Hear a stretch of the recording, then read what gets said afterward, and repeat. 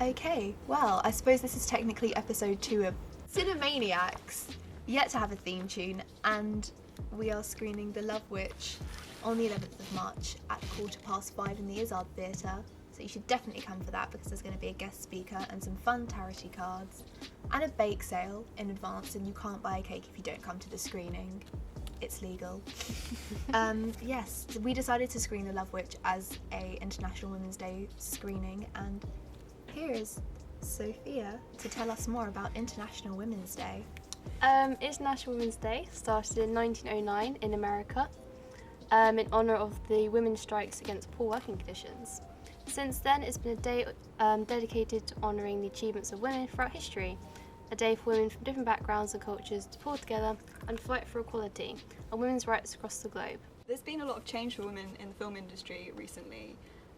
There's been Time's Up movement with actresses such as Natalie Portman and Emma Watson, and things like the I'm a Feminist campaign, which lots of male actors contributed to, like Benedict Cumberbatch. And then recently at the Independent Spirit Awards, Lulu Wang, who was a snub director at the Oscars for The Farewell, said a quote, which is, "There have been lots of conversations this year about getting women in the conversation and involving women in film. I just want to say that we don't need to get women involved. There are lots of women making films and in film school. Women don't need to be encouraged to get involved. What women need are the job." And our film, Love Witch, is an example of women getting the job. The Love Witch is directed, produced, written, edited and everything by a woman called Anna Biller, who is a very prominent figure in more feminist cinema. She's got another film called, I think it's Viva, which I haven't seen yet, but that's got really great reviews as well. And she's so great. She kind of uses very feminine tropes to deconstruct the role of a female, in a world of men, a bit like Sofia Coppola. She's got all her films that are about a woman being in a society that knows how to use her but not how to understand her, like The Virgin Suicides and Marie Antoinette was a good one actually. The Love Witch is essentially a film about the deconstruction of male and female gender roles in a relationship and male, I suppose, fears surrounding more liberated women. So Anna Biller uses this archetype of the witch, which is usually, when you think of a witch, you think of an old lady in a cloak, Macbeth style, cursing you forever. With a cat. Exactly. Yeah. But in this, she flips that on its head a bit, and the witch in this, she's young, she's lovely, she's very charming, I suppose. She's a classic example of what men traditionally want from a woman, whether they admit it or not.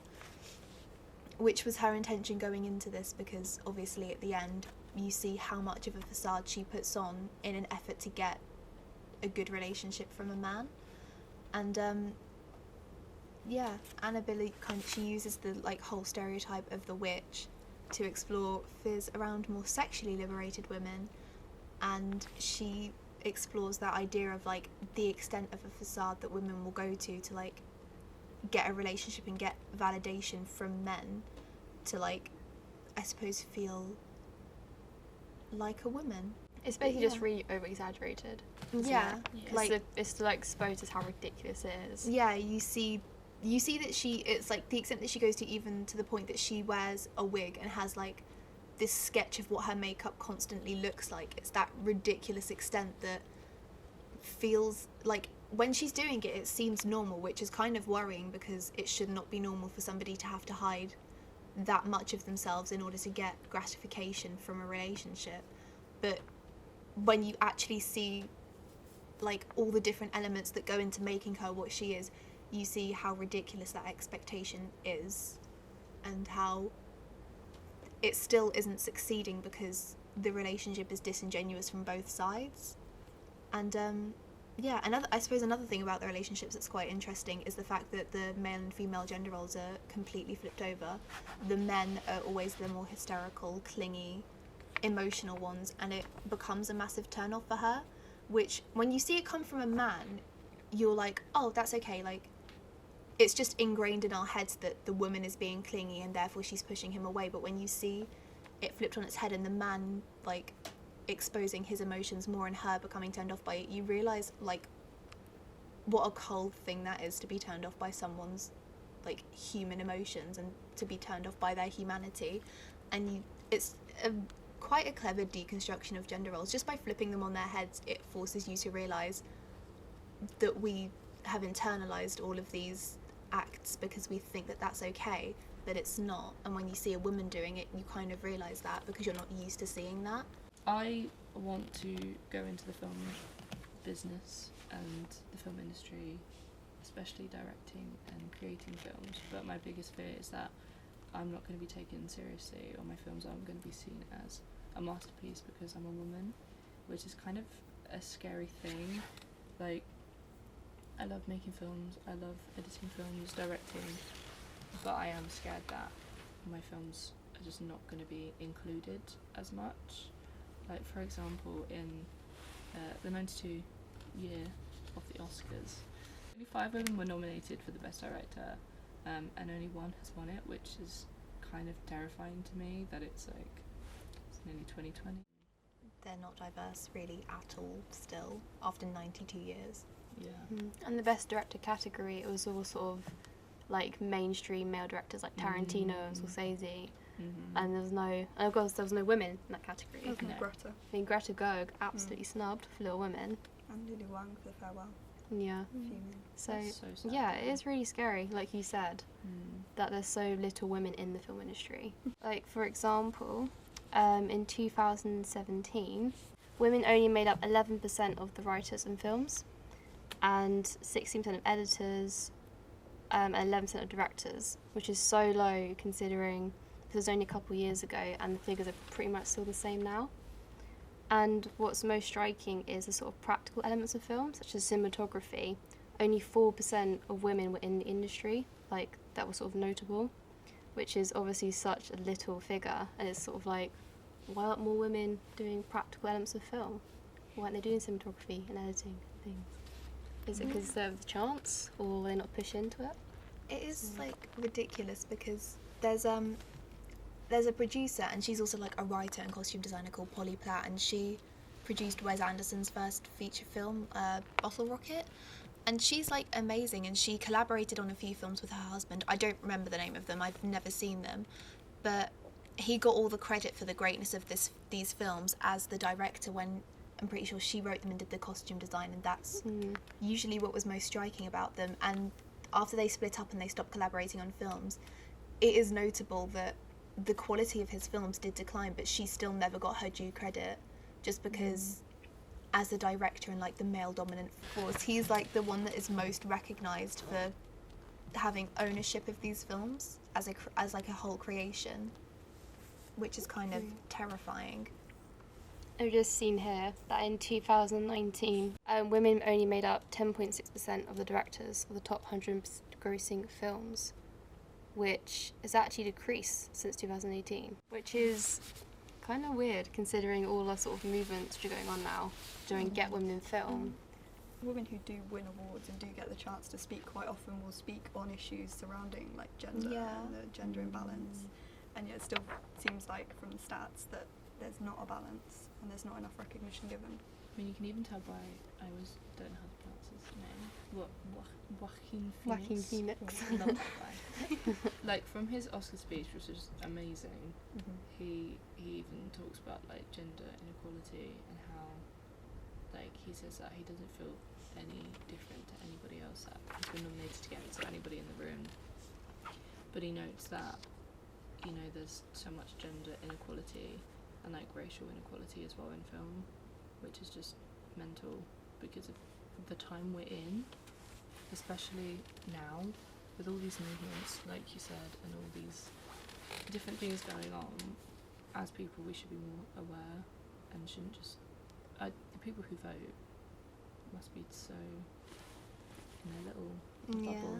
So I mean, because who does vote? Is Yeah, it just that's what I literally the wanna know. Hollywood How do you elite? get that? It's like the I think it's like the very elite upper class. Like, there is definitely like a weird hierarchy in viewers of films, and I think that hierarchy like amalgamates into the people who vote for the Oscars, and that's why we constantly get the nominations and winners that we get. I'm not saying that people who won didn't deserve to win, by no means am I saying that, but I am saying it is a very small circle of films and people that will be nominated. It is kind of scary because you think, other than Lulu, all the female directors that we've been talking about are white women. And like it's terrifying to think of, like, I mean, I'm not a woman of colour, my colour is white, but you think about like your fears of not being taken seriously as a female director, like how much arguably more terrifying that could be for a woman of colour who would not be taken seriously based on her race either, because it's so easy to dismiss anyone involved in activism as just like a ball-breaking feminist because of the connotations that third wave feminism has, which is not the feminism that really anybody ever employs in real life. But it's like an easy way to dismiss women as just being angry or upset, when actually there's every right for us to be. Like, no one should have to worry about not being able to get into the field of work that they want purely based on their gender. It's ridiculous. It's such a scary thing when you talk about feminism, because at some points it's gone such a different way that people have that view on it. They see, oh, some woman is saying that men are bad and men don't deserve stuff, which, like, of course is not true in any way. And I feel like feminism is taking this, I'm sometimes scared to be like, I'm a feminist, because I'm like, I would say I'm an equalist, because I'm scared that people are going to be like, oh, she hates men and think men don't deserve this, which is so not true, because everyone deserves equal rights no matter who you are as a person. I just think it's hard to engage in discussions about feminism sometimes, because I've been in situations where people are questioning my views, but from a perspective of actually wanting to learn about them to like better themselves, which I think is great, and I'm always happy to talk about that.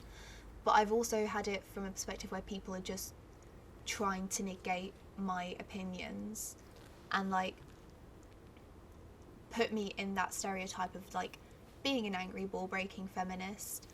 And then it does get difficult, because no matter what you say and how rational it is, you're going to be undermined, and as a person that is going to be frustrating, and then it allows you to be put in that stereotype of just a hysterical woman. So I think feminism's amazing, but it's still not being as widely accepted as it should, with all of these movements and all of these amazing women and like people out there doing stuff for it. Which is ridiculous, because the definition of feminism is just equality. It's Literally. not women over men or men over women, it's just equality. The only reason why it has sort of like femi in its name is because to get equality you have to raise women up to men's standards. That's it. Which is why it's really stupid. It's sort of got this negative reputation of being, like you said, like men hating. Yeah. That's not what it is at all. No. Like, if you hate men, you're not a feminist, you just hate men. Yeah. You've just got a personal issue against men. It's just like third wave feminism being used by like media outlets and men who are terrified of women to gaslight the public into thinking that feminism is something that's entirely not. Like, for example, the Black Lives Matter movement being twisted and made into like, oh, black people hate the police and want them to like get killed, or even like ridiculous things like feminists want a female Santa, or like black people want a black Santa. I've never heard anyone be bothered about Santa's gender or race. He is a completely fictitious being, but he's a fabulous guy. He really is, but it's stuff Santa. Like that. He is real, kids. He is real. I was lying, he's not fictitious, but no, he's real. But it's just ridiculous headlines like that. It becomes easy to brush feminism off as like just women wanting to be a bit loud, but it's not at all. So I was trying to find our voice in an industry that is kind of dominated by men in a way. Exactly. No, it definitely is. I mean, those statistics earlier literally prove that. It's crazy, and like, especially sort of growing up with the idea of, oh, I'm going to be paid less because I'm a woman. Yeah. And in certain industries, that is still the case, I think, where men are paid more for doing exactly the same job. Why do women deserve to get treated less? It's just based off old stereotypes of, oh, the woman stays at home, she doesn't need to work for money. Yeah. But of course, our society has completely changed now. Women don't just rely on men all the time. If we want to get money, we have to get a job ourselves. I think that's just the way it works. I think age does play a massive part into like feminine identity though, because obviously like back in the good old days when you were impregnated at 15, that was when your life was worth the most. You were married very young, you had a lot of children, you were a mother, and then when you get older you lose relevance in society because you can't do your like prime job of like giving birth. And I think there's Actually, Howl's Moving Castle is a really nice deconstruction of ageism, like, within the female sphere, because, like, when she's younger, the, like, main character is quite quiet, but then as she gets older, she finds liberation with that, which is a really nice subversion of the idea that as women get older, they're just supposed to retire into their shells and knit and die. Sounds like my retirement plan. So we've talked about sort of women in like the film industry. What about sort of women like actually in films? I feel like even though there is obviously a gender imbalance still, there has been some advances in the sense of female-led superhero films, for example. There's been quite a few over recent years, like Captain Marvel, there's going to be a Black Widow film soon, Birds of Prey, Wonder Woman, and obviously this needs to be extended further than just superhero films. But I mean, I've grown up with Marvel, as lots of people have, and I definitely found a lot of empowerment from those characters being given leading roles when they wouldn't have had before. So I feel like in terms of that, there has been some advancement, and hopefully that will inspire the younger generations of females. I think It's always Captain what it's Marvel, based on. yeah, Captain Marvel I think is actually a great representation of costume, because Yeah. in a lot of it she even has her hair put away, and I think hair is like, I don't know, it is always so inconvenient, because in Wonder Woman it's just bouncing around everywhere, and it's like, if that Like, was that my is not hair, it would be practical. in my face all the True. Yeah. time.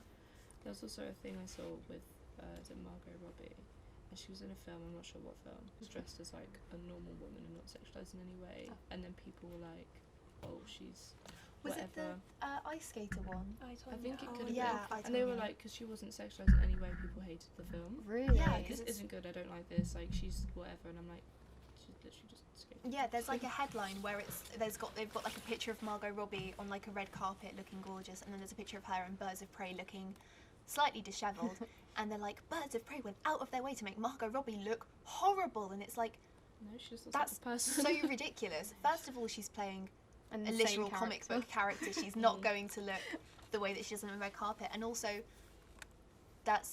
it's stupid that should determine her worth as a character. Like, they're kind of negating the entire story where she's been like dumped in a vat of acid. It's just like you won't find that headline Yeah. about a man. Exactly. You No, don't but think- like, oh my god, they made Benedict Cumberbatch look disgusting. You'd be like, Did whoa, you Yeah. they've do put on weight, they've lost weight. Like- oh, I hate that. you in never media. see that about men. No, you never look like- Yeah, Yeah. that's true as well. It is crazy because you do see in like a lot of like traditional like feminine magazines, like, oh, she's put on a couple. Oh, magazines It's are the horrible. worst. Look at that, and then they like show comparison pictures, and you're like, okay, why would you want to do that? And it was like paparazzi Yeah. shots as well. Women's absolutely no consent. Her Yeah. body's being shown it's that way. crazy. You're like, oh, she's put Exactly. on a couple of stone, or like she's like, especially like after they've had a kid or something. Yeah, there's and they'll like- be like, oh, and you're like, what? There What are are like you the doing? headlines. There's like the No. headlines of like Princess Meghan won't stop touching her baby bump, and it's like, She's pregnant. she's about to be a mother for the first time. Let her, like, no one's asked you to like comment about how much she is going to touch her own body. That's like, if anyone, Purposeless. she's the one person who can touch it any time she wants without it being a problem. Like, stop making a problem out of it. It's ridiculous. It's weird, especially because like when I was younger, my mum used to read the magazines, and then I'd be like read them after her, and I'd be like, oh, like these people have put on weight, like that's a bad thing. Or these people lost a load of weight, that's a bad thing. And then you have ideals in your head, which is so dumb, especially at such a young age as well. And I feel like just the media in general isn't great, and especially with the film industry, because the actors, whatever you want to call them, the people in film are like so they're viewed all the time, they're watched all the time. So I can't imagine the pressure they're under, especially if they're being scrutinised for putting on weight or losing weight. Yeah. Because like Christian Bale, he loses weight and puts on weight all the time. He's an amazing actor, but he never gets. Flack for He it. never get. They're like, oh my god, he's put on weight and he's lost it, and that's amazing because he can do it so well, even if it's for a role. But like, if women put on weight for a role, it's like, oh, she's put on a bit of weight. Have you seen her? Like, okay, Yeah. chill. I think there definitely is also a flip side to that, where men in films are expected to have like 0.5% body fat, which is so incredibly unrealistic. Like, we definitely still live in a time that perpetuates value based on looks, which is ridiculous. And I think while we can completely acknowledge that men suffer from it too, especially people who like portray superheroes in film. Like, who, I don't know the guy's name that plays Superman, but I swear there was Henry like, Cavill. yeah, I swear there's like an favourite. article. Of course I know. I swear there's like an article about how he like borderline passed out on set because of the like rigorous workout routine he was doing paired Yeah. with like the really strict diet, and it is terrifying to think of like having to risk your health to not be absolutely torn to shreds by like magazines Yeah. like the ones that you were talking about. It happened to with Tom Hardy when he filmed Batman, the third one. Because he got like really muscly for his role, but like I think he nearly died from Yeah. the strain on his body, which is mental to think that the media have pushed him that far. I also hate how, like, if women are like slightly, like, more Overweight, Voluptuous. yes, curvaceous, they are seen as like the The- dumb. all the funny ones. Yeah, the clumsy. I was ones. gonna say Yeah, that, that is like so Rebel true. Wilson. Yeah, exactly. They're always the funny, jokey ones, and like with men as well, like Seth Rogen and Yeah. people like that. The They're protagonists will always be like really yeah, attractive. They're the funny ones. They're the silly ones, Yeah. which is so crazy. Is like she's a little bit overweight, like not overweight, but you know what I mean. She's just not like stick Compared to like thin. her Yeah. friends who are like, And yeah. she's like the duff. She's the person that like gets the guys to fall in love with her friends, Mm. Yeah. and that sucks. Remember when you were younger, have like every friendship group has a fat friend. That like was a thing around my school. Do you remember that? Yeah. There was like every friendship group has a fat friend. That was a I thing that didn't went have that. around. We didn't have that. That sounds Yeah. so Oh, upsetting. Not good. No. And I was like, oh my god, that's me. And I reckon everyone in that group, or everyone in every group was like, oh my god, that's me. Along with the overweight thing, there's a film that came out recently that is definitely not a deconstruction of feminine identity in the same way that Love Witch is, but it is kind of an interesting look on that like fixture of women fitting in a very small box of attractiveness in order to be taken seriously like by the people around them. And that seminal classic is Tall Girl, Oh yeah. which as a tall girl, I definitely didn't relate to people asking me how the weather up there was because No, that's I never didn't. happened. But there is definitely, elements. yeah, there's definitely elements of it that you can relate to, like that ridiculous notion of, I mean, the line itself in its context is so ridiculous. It's, face it, Jodie, you'll never be the pretty girl. You're the tall girl, which is really, couldn't you both? which is really stupid. But it is that idea of like, if you're not conventionally attractive, like if you're the overweight friend, you have to adopt that other like character that type comes of with being it, funny in order Yeah. to be a valid person. You can't just be fat and exist. It's like the whole thing where like pretty women have to be dumb and the smart women have to be like ugly. Yeah. ugly and glasses and all Which this is the kind thing of I hate so much. Oh yeah, that about- idea of like glasses are ugly, and I was like, wow.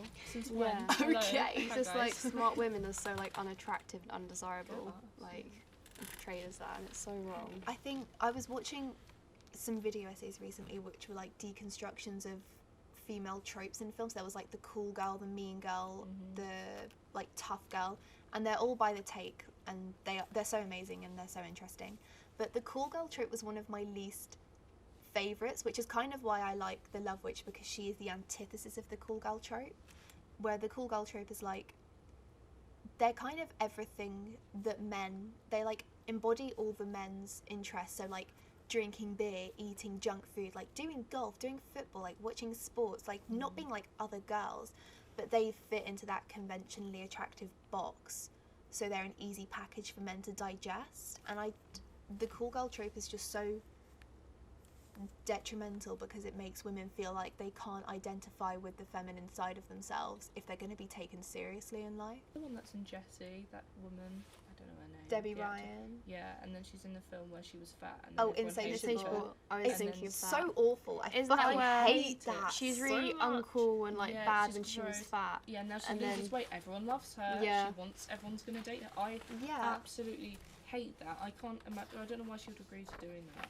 Also- I mean, I haven't yeah. seen it. I don't know if it I betrays don't it know. in a There's something way. does it. Oh no, change it doesn't. It I've doesn't, seen. no. I haven't watched the whole thing because I would never do that to myself. But also the series itself also takes sexual assault really lightly, which, in light of like especially all the Harvey Weinstein stuff and like the Me Too movement, I think that's so disgusting. But they also perpetuate that her weight loss is really great and healthy, even though it happens in a really It's a unhealthy really- way. it happens really Her quick mouth as is well. like, her mouth is like taped shut because she's got a jaw injury or something. She can only drink smoothies, and it's so gross to like, because if it's meant to be satire, it's not doing a good job because it's not funny and it doesn't poke holes in any of society's ideals, but it just perpetuates them. And that idea of like, oh, it's okay, like if you want to lose weight, just don't eat anything for a week and you'll be fine, that's literally life-threatening to an extent. To summarise, please come and support females behind the camera as well as in front of them on the 11th of March at 5:15. Sorry, I'm stupid. There will be a guest speaker there, here to do some nice feminist speaking / feminist poetry, possibly. Not in the ball breaker way, just in the way that we should all be united as women and as people. Yeah, prices are like on the posters and stuff, you can pay on the night. And there'll be fun tarot card stuff. Woo! Thanks.